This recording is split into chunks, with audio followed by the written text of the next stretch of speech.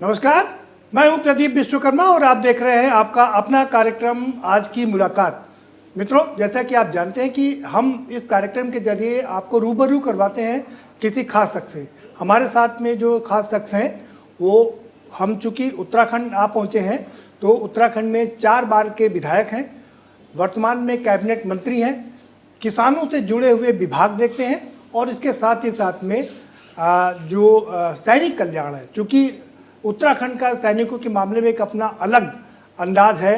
देश के 100 सैनिकों में से एक सैनिक उत्तराखंड का होता है और उसके लिए काम कर रहे हैं। हमारे साथ गणेश जोशी जी हैं, कैबिनेट मंत्री हैं उत्तराखंड सरकार के। सर, बहुत स्वागत है आपका। नमस्कार। बड़ा लंबा राजनीतिक सफर है सर आपका। शुरुआत आपकी मेरठ से हुई, पिताजी आपके मेरठ में? नहीं, मेरे जन्म प्लेस, मेरा बर्थ प्लेस मेरठ है। जी जी। लेकिन शुरुआत मेरी शिक्षा दीक्षा पहले हरिद्वार में हुई जी, फिर देहरादून में हुई, उसके बाद मैं आर्मी में चला गया सन 76 में। हाँ, आप एक लंबे समय तक आर्मी में जवान रहे। मैं 17 साल 6 महीने में आर्मी में चला गया था। जी जी। 13 नवंबर 1976 को एज सैनिक के रूप में मैंने अपनी देश सेवा शुरू की और 16 जून 1983 को जी मेडिकल ग्राउंड पर मुझे आर्मी डिस्चार्ज आना पड़ा।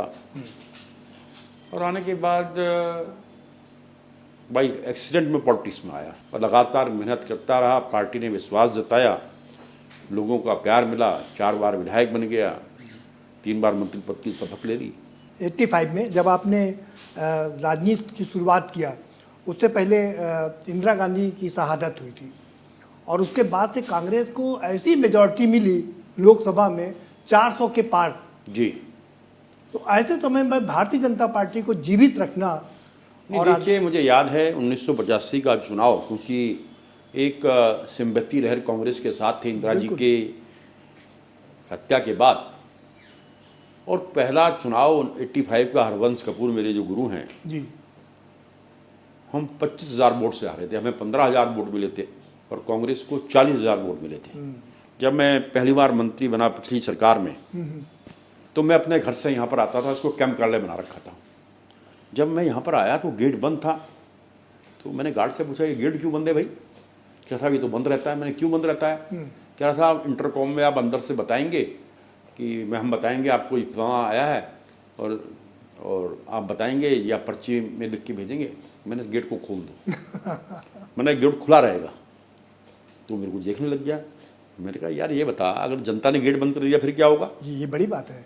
आप और तब से अब मैं उत्तराखंड में पहला मंत्री हूँ जिसका गेट हमेशा खुला रहता है और जो मर्जी मुझसे आके सीधा मिल सकता है, छोटे से छोटा आदमी, बड़े से बड़ा आदमी।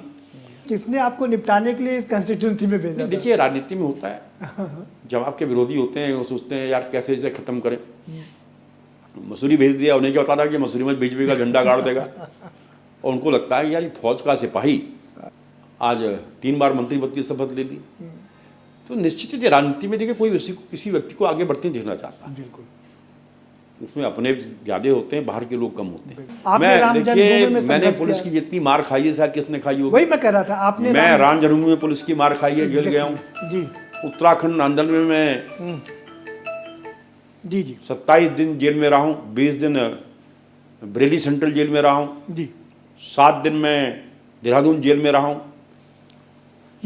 और 16 दिसंबर 1994 को जब एक गन्ना सेंटर में महिलाओं की पुलिस ने पिटाई की, जी जी, मैं धरना स्थल पर बैठा था। मैं आया, मेरी पुलिस से भिड़ंत हो गई। जरा फौजियों को गुस्सा भी आता है।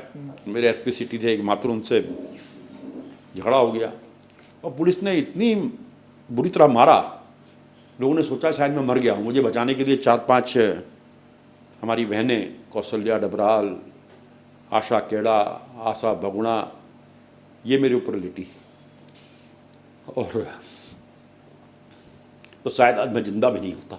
आप भावुक हो गए उस घटना को याद करके। लगातार आपके पर इतना टॉर्चर किया गया, लाठियों से आपको एकदम, मतलब लोगों ने सोचा मैं मर गया, इतनी बुरी तरह मारा। अभी तक बदन में तो चोटें हैं कमर में, पीठ में, यहाँ वो दर्द करती है सर्दियों में। वो जो घोड़ा कांड है ना, बड़ा चर्चित था। वो क्या था वो कांड? वो पूरा देखिए, कहते हैं कि आपने उसको लाठी मार दिया, उसकी टांग टूट गई, उसके वो बाद तो मर गया देखिए वो। भगवान की कृपा है जी कहते हैं ना, जाको राखे साइयाँ मार सके ना कोई। बिल्कुल। 2007 में हमारी सरकार बनी, जनरल खंडूरी जी जब सीएम बने थे, जी जी तो हमारे पास पूर्ण बहुमत नहीं था, हमें 2 विधायक चाहिए थे। हम बिल्कुल बराबर बराबर लगभग थे, 34-35। तो कांग्रेस ने 2 विधायक होटल गेट वैल्यू में बंद हरीश रावत ने अपने पकड़ रखे थे, जी राजेंद्र भंडारी और यशपाल बेनाम। जी तो जनरल साहब से मेरे व्यक्तिगत संबंध, तो उन्होंने मुझसे, और उमेश अग्रवाल मेरे एक मित्र हैं, अभी देहांत हो गया उनका, हमसे कहा कि जाओ वहाँ भी निकाल के लाओ। तो हम अपनी यूथ की पूरी टीम लेकर वहाँ घुसे, वहाँ से उनको निकाल कर लाए। तो उस दिन हरीश रावत जी से मेरा थोड़ा सा विवाद हो गया था, तब कि उनकी खुंद हो सकती है या क्या उनके मन में था। उस दिन क्या हुआ कि जब हम धरने पर बैठे हुए थे, तो अचानक घुड़सवार पुलिस ने घोड़ा चलाया और हमारे एक युवा मोर्चे के कार्यकर्ता के यहाँ पर खुर रख दिया। इतने भागे भागे, क्योंकि मैं यूथ के बीच में बहुत लोकप्रिय हूँ, यूथ मुझे बहुत प्यार करता है, वो भागे भागे आगे साहब ऐसे ऐसे आपने यूथ अध्यक्ष के रूप में भी काफी हाँ, तो काम मुनि को जो है दबा दिया है। जी जी तो मैं एकदम झटके से उठा, मुझे गुस्सा आया, मैं सीधा गया और वहाँ पे एसएसपी था सदानंद दाते, मैंने उसी का डंडा छीना जी और मैंने घोड़ों को आगे बढ़ने से रोकने के लिए कि घोड़े आगे ना आए, जी जी जमीन पर फटकार रहा था। आपने वीडियो उसमें भी दिखा होगा, वीडियो में। देखा, जी लेकिन उन्होंने क्या करा, और उसके बाद दाता ने मुझसे कहा जोशी जी आप जाइए, हम संभाल लेंगे। खैर मैं आके फिर बैठ गया। और उसके बाद मैं किसी काम से हरिद्वार जा रहा था, हाउस छोड़ के, इतने मुझे फ़ोन आया कि साहब आपके खिलाफ भयंकर साजिश हो रही है और वो घोड़े की टांग टूट गई। मैंने टांग कहाँ से टूट गई यार, मैं तो मार रहा था, अगर मान लिया लगती हुई तो आगे की टांग टूटती, पीछे की टांग कैसे टूट गई।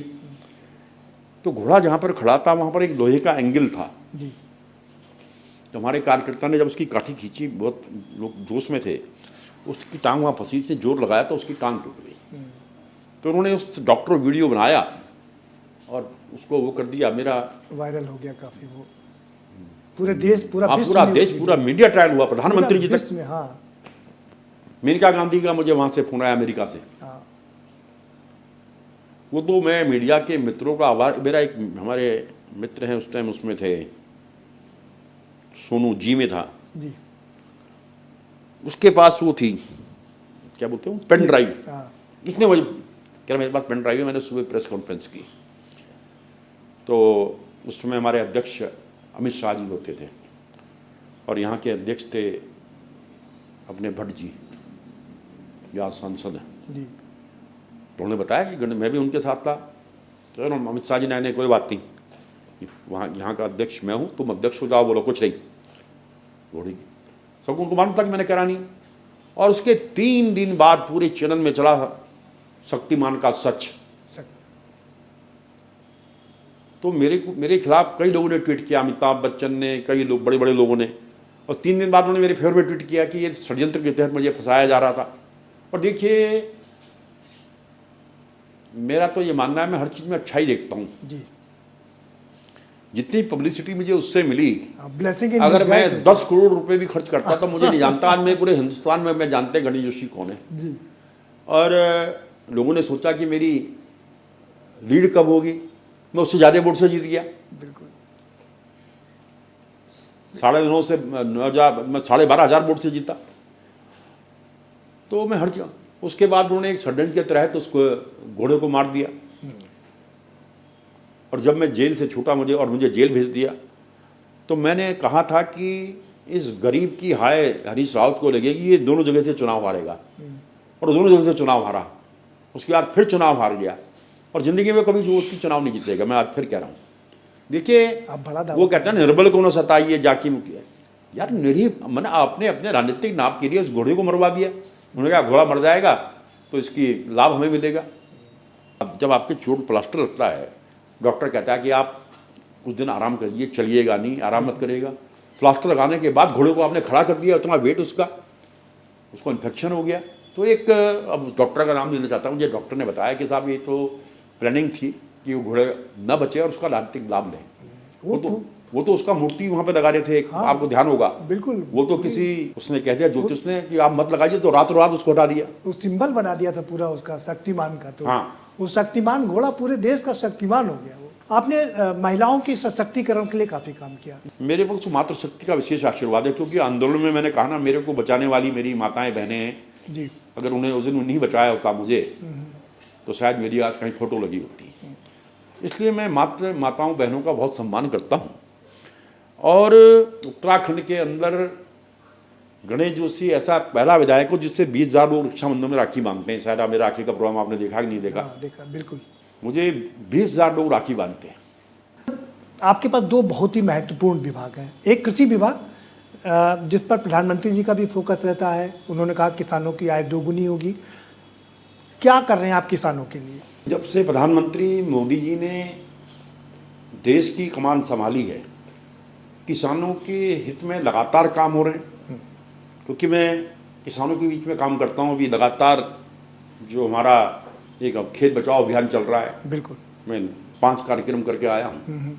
और जब मैं किसानों से पूछता हूँ कि क्या कभी किसी प्रधानमंत्री ने किसानों के बारे में सोचा, तो वो बताते हैं, खुद ही कहते हैं कि साहब 60 साल कांग्रेस का राज रहा और 60 साल में भी 35 साल एक परिवार का राज रहा, लेकिन किसानों के बारे में किसी ने नहीं सोचा। और सोचा तो देश के प्रधानमंत्री नरेंद्र मोदी जी ने सोचा।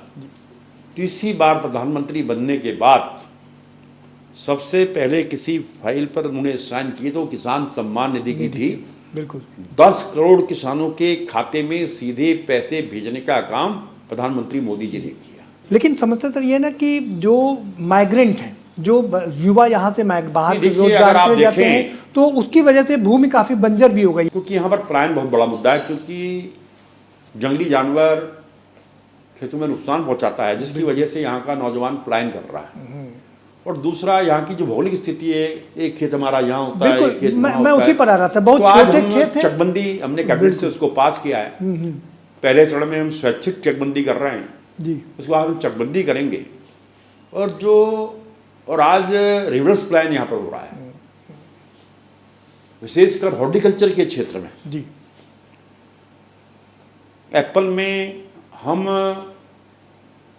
कश्मीर व हिमाचल के बाद तीसरे स्थान पर हैं। जी। लेकिन आज जो हाइब्रिड का जो एप्पल हम लगा रहे हैं, जैसे पहले जो था सेब का पौधा 5 साल में फल देता था जी, लेकिन आज 1 साल में फल दे रहा है। जो M9 है जी, 111 है। तो इन वैरायटी को हम लेकर आ रहे हैं। आज हम एप्पल के लिए पॉलिसी लाए हैं, हम मिलेट्स के लिए पॉलिसी लाए हैं। आज सबसे ज़्यादा MSP है तो मडवे का है जी, 52 रुपये से ऊपर हो गया। बिल्कुल, बिल्कुल, क्योंकि चावल और गेहूं के बाद मड़वा ही यहाँ बहुत याद में होता है। ये खाता है, ये गरीब आदमी है, बिल्कुल मोटा। लेकिन प्रधानमंत्री जी ने इसको श्रीअन्न का नाम दिया मिलेट्स। आज ये अमीरों की थाली का भोजन बन गया है। हाँ, डॉक्टर कहता है सबसे पहले आप गेहूं खाना आज वो सिंबल बन गया है बड़े लोगों का। कार्बोहाइड्रेट होता है, बिल्कुल। वो कहता है कि आप मड़ुआ खाइए। देखिए, जो मड़ुआ खाएगा उसको कभी शुगर नहीं होगी जी, जो कुलत की दाल खाएगा उसे पथरी नहीं होगी, जो चौलाई खाएगा उसके घुटने में दर्द नहीं होगा। अभी हमने एक ललित ग्रुप के साथ टाई अप किया है। ललित ग्रुप के जितने होटल्स हैं पूरे देश के अंदर और विदेश में, वहाँ पर हमारा मेन्यू प्रस्तुत किया जा रहा है उत्तराखंड का। हमारे जितने भी भोज होते हैं उसमें हम मिलेट्स प्रस्तुत कर रहे हैं। और ये गरीबों की थाली का भोजन आज अमीरों की थाली का भोजन बन गया है। बिल्कुल। तो आज हम ये कह सकते हैं जी कि हम कोदा झुमरा उगाएंगे, उत्तराखंड को आत्मनिर्भर बनाएंगे। क्योंकि सबसे ज़्यादा जो देखिए गेहूं का और चावल का जो है, धान का MSP 22 रुपये 24 रुपये है और मडवे का 52 रुपये से अधिक। तो किसान काफी आकर्षित अग्रसर हो रहा है। दूसरा हमने एक काम और किया जी।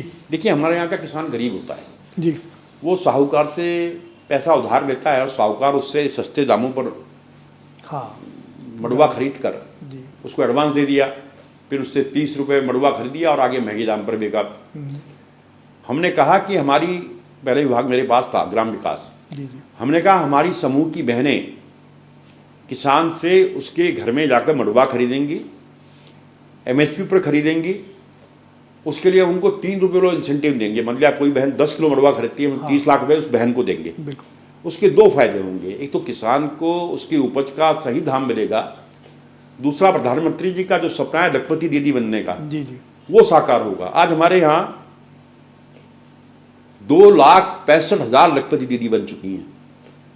5 लाख से अधिक बहनें समूह के माध्यम से हमसे जुड़ी हैं। चुनौतियां हैं कृषि विभाग में, चुनौतियां क्योंकि छोटे छोटे खेत हैं, ऊबड़ खाबड़ ज़मीन है, क्लाइमेट चेंज हो रहा है, गर्मी ज़्यादा बढ़ रही है, क्या लग रहा है ये भी बड़ी चुनौतियां हैं? ये देख लीजिए, इसमें कृषि यंत्रीकरण के माध्यम से छोटे ट्रैक्टर आपने देखा होगा पहाड़ में उनको यंत्र हम दे रहे हैं, और किसानों को बीज उपलब्ध कराना, नई तकनीक की जानकारी देखना। बिल्कुल बिल्कुल। अभी जैसे हमने खेत बचाओ अभियान चलाया, आज अधिक यूरिया और पेस्टिसाइड का इस्तेमाल करने के कारण हमारे जमीन की उपजाऊ क्षमता समाप्त हो गई जी, उपज तो बढ़ गई, अगर उसको हमने ध्यान नहीं दिया तो एक खेत बचाओ अभियान हमारा चल रहा है जी। हम किसानों को, हमारे वैज्ञानिक, हमारे अधिकारी जाकर बता रहे हैं कि आप प्राकृतिक खेती को कराइए जी। और जो एक भ्रम है कि प्राकृतिक खेती में उपज कम होती है, पहले वही खेती होती थी, बिल्कुल, ये तो पेस्टिसाइड पहले होता ही नहीं था। तो लोग किसान इसकी ओर आ रहा है और इसके लिए हमारी सरकार लगातार प्रयास कर रही है। आगे बढ़ रहे हैं। सर, आप सैनिक रहे हैं, क्या यही कारण है कि आपको सैनिक कल्याण विभाग का जिम्मा दिया गया है, जिससे कि आप उनको? मैं बड़े बड़े मंचों से कहता हूं कि मैं भारत की सेना का एक सिपाही था, सबसे बिलो रैंक जिसको बोलते हैं। जी जी। मुझसे कई बार लोग कहते हैं जोशी जी आप जो है 3 बार मंत्रिपद की शपथ ली, विधायक बन गए, क्यों बोलते हैं मैं सिपाही था? मैं ना, भारत की सेना का सिपाही होना गर्व की बात है। बिल्कुल। अगर मैं फौज का सिपाही नहीं होता तो विधायक भी नहीं होता और मंत्री भी नहीं होता। देश की सेना का 17.5% की पूर्ति हमारा छोटा सा राज्य करता है। बिल्कुल। देश की रक्षा करने वाला हर 5वां सैनिक हमारे उत्तराखंड से होता है। बड़ी बात है ये। फर्स्ट वर्ल्ड वार से लेकर आज तक देख लें, जी, कोई घटना होती है हमारा उत्तराखंड का जवान शहीद होता है, तो हमने उनके कल्याण के लगातार काम किए। हमने गारंटी अवार्डीज की पेंशन को कई बढ़ा दिया, उसकी पुरस्कार राशि को बढ़ा दिया है। पहले शहीद होने पर मात्र, देखिए हम किसी की जान को वापस नहीं ला सकते, बिल्कुल ठीक बात। लेकिन जब सरकार ऐसा कुछ करती है उनको लगता है कि सरकार साथ में खड़ी है। पहले कोई जवान शहीद होता था तो 10 लाख मिलते थे, हमने उसको बढ़ाकर 50 लाख कर दिया। हमने परमवीर चक्र की पुरस्कार राशि को 1.5 करोड़ कर दिया। जी जी। हमने डेकोरेशन पदक की पुरस्कार राशि को बढ़ा दिया है। हमने सेकंड वर्ल्ड वार की विडोज की पेंशन को 10,000 कर दिया है। उत्तराखंड में 4 धाम है, आपने सैनिकों के लिए एक धाम बनाया जिसको 5वें धाम के रूप में जाना जाता है। माननीय प्रधानमंत्री जी जब यहाँ पर आए थे जी, उन्होंने परेड ग्राउंड से कहा था ये वीरों की भूमि है, यहाँ पर 4 धाम है, 5वां धाम सैन्य धाम होना चाहिए जी। और मैं सौभाग्यशाली हूँ, प्रधानमंत्री जी की परिकल्पना और धामी सरकार का ड्रीम प्रोजेक्ट जिसे पूरा करने का सौभाग्य मुझे प्राप्त हुआ है, बनकर तैयार हो गया है। 1734 शहीद परिवारों के आंगन की पवित्र मट्टी हम वहां लेकर ले गए। बिल्कुल। 27 नदियों का जल लाकर उस मट्टी को हमने अमर जवान ज्योति के नीचे प्रतिस्थापित किया है। जी। बनकर बिल्कुल तैयार हो गया और उसका मुख्य द्वार भारत माता के अमर सपूत जो अचानक हमें छोड़कर गए जनरल विपिन रावत, जिन्होंने कहा था कि चाइना और पाकिस्तान, जो पहले सीडीएस थे हमारे, जो हमारे पहले सीडीएस थे, उसके नाम पर उनका द्वार है। जी। बाबा जसवंत सिंह और बाबा हरभजन सिंह, सेना में उनकी पूजा होती है, उनके मंदिर उसमें है। अभी आर्मी कमांडर यहाँ पर आए थे, उन्होंने कहा कि ऐसा धाम मैंने पूरे देश में नहीं देखा है। बिल्कुल, ये बड़ी बात है। यहाँ की जनता को, यहाँ के वीरों को, यहाँ की माताओं को हम लोग अर्पित करेंगे ताकि हमारी भावी पीढ़ी उससे प्रेरणा सके। चलिए, ये बढ़िया, बहुत शानदार बात है सर कि आप सैनिकों का सम्मान कर रहे हैं, लेकिन जो ज़िलों में सैनिक कल्याण विभाग खुले हुए हैं उसमें कनेक्टिविटी की दिक्कत है, कुछ लोग आपस में जुड़ नहीं पाते हैं और कुछ दिक्कतें आती हैं उनको सारी सुविधाएं प्राप्त करने में, उसके उपचार के लिए नहीं, देखिए हमने, अगर ऐसा कोई है तो मुझे बताइए, लेकिन मेरी जानकारी में नहीं है, क्योंकि हम तो सीधा वीडियो कॉन्फ्रेंस में उनको जोड़कर बात करते हैं जी। और हमने ब्लॉक तो करने, हमने ब्लॉक प्रतिनिधि बनाए हैं। जी जी। हमारे यहाँ 95 ब्लॉक्स हैं, 95 ब्लॉकों में हमारे ब्लॉक के प्रतिनिधि वहाँ पर पूर्व सैनिक हैं। उनका काम यही रहता है ब्लॉक में सैनिकों से संपर्क करके उनकी कोई समस्याएं हैं उसको जिला सैनिक कल्याण तक लेकर आना। और कहीं ऐसा विषय आपके सामने आए तो मुझे बताइएगा। आगे बढ़ते हैं सर। प्रधानमंत्री नरेंद्र मोदी जी की एक बहुत ही महत्वाकांक्षी योजना थी, 4 साल के लिए अग्निवीर बनाया था। अग्निवीर का पहला लॉट अब आने वाला है, 3 साल, चौथा साल है उनका, 1-2 महीने में आ जाएंगे। मात्र 25% रिटेन किए जाएंगे, 75% खाली हो जाएंगे, उनके लिए क्या कर रहे हैं आप? ये देखिए, हमने पुलिस में उनकी व्यवस्था की है जी। उसके बाद 25% केंद्रीय बलों में उनको देने की बात की गई है और शेष को हमने प्रदेश में जितने भी हमारे संस्थान हैं हमने अपने एग्रीकल्चर में सुनिश्चित किया है, पुलिस में सुनिश्चित किया है कि उनको हम प्राथमिकता देंगे। और मजे की बात सुनिए, जब मुझे ये योजना आई थी हमारे मित्रों ने कुछ विरोध किया था, बहुत विरोध किया, विपक्षी ने। और गढ़वाल और कुमाऊं 2 सेंटर यहाँ पर हैं, 11,000 अग्निवीर अभी तक दोनों सेंटरों से भर्ती हो चुके हैं और अभी भर्ती प्रक्रिया फिर लगातार चल रही है। तो लोगों का इसके प्रति उत्साह है और जो भ्रम इन्होंने फैलाने की कोशिश की उस पर भ्रमित नहीं हो रहे हैं। तुमने देखा होगा पूरे देश के अंदर इसका विरोध हुआ, लेकिन उत्तराखंड के अंदर नहीं हुआ, क्योंकि वीरों की भूमि है, राष्ट्रभक्तों की भूमि है। हर परिवार से कोई फौजी है, किसी ने इसका विरोध उत्तराखंड के अंदर नहीं किया। लेकिन सबसे बड़ी समस्या कि वो आप करेंगे क्या? 75% लोग करेंगे क्या? आपने बताया कि मैंने बताया, देखिए काफी लोगों को किया जाएगा, 70% तो एडजस्ट हो जाएंगे जी, बाकी अपना रोजगार कर सकते हैं। अगर उसमें उनको होगी उनको हम सब्सिडी देंगे, उनको एक हैंडसम अमाउंट जब आएंगे हैंडसम अमाउंट उनको मिलेगा। देखिए, आज हमने पूर्व सैनिकों को 25 लाख का इंडस्ट्री लगाने के लिए हम उसको सब्सिडी दे रहे हैं, उनको अन्य सुविधाएं दे रहे हैं। बड़ी बात है। हमने एक काम और किया है जी, अभी हमारा उपनल जिसको मेरे पास है, यूपीएनएल उपनल उत्तराखंड पूर्व सैनिक जी, तो उसमें विदेशों से हमारे पास वैकेंसी आ रही है।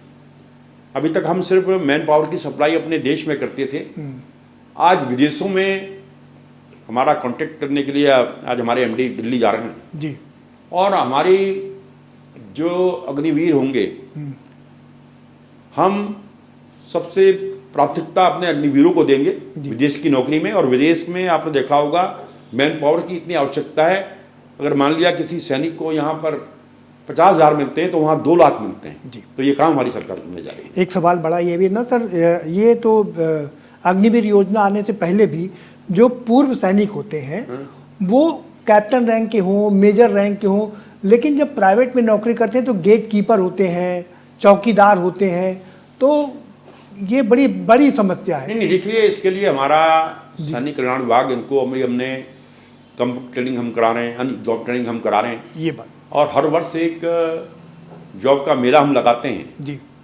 अभी हमने 1 महीना पूर्व एक मेला लगाया था जिसमें विभिन्न कंपनियों में 800 से अधिक लोगों को रोजगार मिला। लगातार इस दिशा में हम काम कर रहे हैं कि हमारा सैनिक रिटायर होने के बाद डंडा ना पकड़े, वो जो है अन्य काम करे। इस दिशा में हमारी सरकार काम करे। चलिए आगे बढ़ते हैं साहब। आप सामने हो और राजनीति की बात ना हो तो ये अच्छा नहीं लगेगा। 2027 का चुनाव एकदम सामने है। देखिए, प्रधानमंत्री मोदी जी के मार्गदर्शन में जी और हमारे युवा मुख्यमंत्री पुष्कर सिंह धामी जी के नेतृत्व में, जिन्होंने इन सालों के अंदर कई इतिहास कायम किए, यूसीसी लागू करने वाला देश का पहला राज्य उत्तराखंड बन गया। सख्त नकल कानून, पहले नकल की पास होते थे और ब्रिलियंट बच्चे रह जाते थे, उसको लागू करने का काम उसने किया। धर्मांतरण कानून बनाने का काम इसने किया। दंगा विरोधी कानून हमने बनाया। आज 33,000 से अधिक लोगों को सरकारी नियुक्ति अभी तक सरकार ने दी है, जबकि धामी जी से पहले मात्र राज्य बनने के बाद 16,000 लोगों को नियुक्ति बनी। तो आज हमने भ्रष्टाचार को समाप्त करने के लिए आईएएस पे भी कार्रवाई की है, उनके खिलाफ कार्रवाई की है जी। हमने नकल माफियाओं के खिलाफ कार्रवाई की है और इसका एक संदेश प्रदेश के अंदर है जी। और मुख्यमंत्री के रूप में लंबा काम करने वाले मुख्यमंत्री भी, जैसे आज मोदी जी 12 साल से अधिक करने वाले प्रधानमंत्री बने हैं, उत्तराखंड के अंदर धामी जी भी एक लंबा कार्यकाल मुख्यमंत्री बने हैं। क्या लगा हैट्रिक लगाएंगे धामी जी? 100% जी। तीसरी बार भारतीय जनता पार्टी की सरकार प्रदेश के अंदर बनेगी और धामी जी मुख्यमंत्री बनेंगे। चलिए सर आगे बढ़ते हैं। कांग्रेस को कैसे आंकते हैं आप? क्योंकि कह रहे हैं एंटी इनकम्बेंसी की लहर चल रही है और कांग्रेस काफ़ी, राहुल गांधी भी जोर लगा रहे हैं, खुद अभी उत्तराखंड आए। अब देखिए, अब राहुल जी के बारे में क्या कहूँ, आपने ऐसे व्यक्ति का नाम ले दिया। मैंने एक दिन अभी बयान दे दिया वहाँ पर, तो कांग्रेसी मुझसे नाराज हो गए। मैंने कहा तो हमारे स्टार प्रचारक हैं राहुल गांधी आपके स्टार प्रचारक हैं। क्योंकि जहां जहां जाते हैं वो कांग्रेस का बंटाधार करते हैं। वो आसाम में गए, आसाम में कांग्रेस भाग गई, कह रहे थे हिमंता बिस्वा जेल जाएगा, अब वो पवन खेड़ा भागे फिर रहा है। लेकिन वो तो कह रहे हैं आपने वोट चोरी किया, वो आपने चोरी नहीं, जब कांग्रेस जहां जीतती वहां वोट चोरी नहीं होता क्या? जहां ये कांग्रेस का एक बहुत बढ़िया है, जहां पर आप जीते हैं तो जीत, जहां पर हारे हैं तो वोट चोरी। एक और दल है यूकेडी, कहते हैं कि इस बार युवा काफी आकर्षित हो रहे हैं उसकी तरफ, कैसे देखते हैं आप? नहीं, देखिए यूकेडी का आंदोलन में हमने साथ में आंदोलन लड़ा, साथ में सरकार ही बनाई, लेकिन नेतृत्वहीन होने के कारण जी हो सकता है कहीं एक आध सीट पर कोई व्यक्तिगत रूप से जुड़ जाए। लेकिन देखिए आज जनता बहुत समझदार है भाई, उनको ये पता है कि आज दिल्ली में भारतीय जनता पार्टी की सरकार है। अगर यहाँ मान लिया 1% कोई आ गई, जी आज हिमाचल की आप हालत देख रही, तनख्वाह देने के लिए पैसे नहीं है। तो जनता बहुत समझदार है, वो सोच समझ कर वोट करती है। और भारतीय जनता पार्टी को दूसरी बार बनाया है तो यही सोच के बनाया है, तीसरी बार भी यही सोच के बनाएगी और भारतीय जनता पार्टी की सरकार। चलिए समय इतने की इजाज़त देता सर। चलते चलते आप हमारे चैनल आज की खबर के माध्यम से सैनिकों को, किसानों को, पूरे प्रदेश को और पूरे देश को क्या संदेश देना चाहते हैं? तो मैं आपके चैनल के माध्यम से अपने पूर्व सैनिक साथियों को, किसानों को, यहाँ की जनता से निवेदन करना चाहता हूँ, आप भारतीय जनता पार्टी पर विश्वास रखिए और भारतीय जनता पार्टी आपके साथ है और जनता की सरकार जनता के द्वारा इस नारे को लेकर काम कर रही है। यह निवेदन मैं अपनी जनता से करना चाहता हूँ। बहुत शुक्रिया सर हमसे बात करने के लिए। तो ये हैं गणेश जोशी जी, जो बता रहे हैं कि प्रदेश की जनता उनके साथ में, खासकर महिलाएं उनके साथ में, क्योंकि महिलाओं के लिए काम किया है, जो पूर्व सैनिक हैं उनके लिए काम किया है, सैनिक कल्याण के लिए काम किया, वो उनके साथ में है, खासकर किसान उनके साथ में, क्योंकि किसानों के लिए बहुत सारे काम किए। और ये सारे वर्ग ऐसे हैं जो सब मिल करके एक बार फिर से भारतीय जनता पार्टी की सरकार बनाएंगे और हैट्रिक लगाएंगे। अब ये कितना सच होगा ये तो चुनाव के बाद ही पता चलेगा। फिलहाल हमें दीजिए इजाज़त, हमारी टीम के साथ में हम फिर हाजिर होंगे आपके समक्ष एक ऐसे ही शख्स के साथ।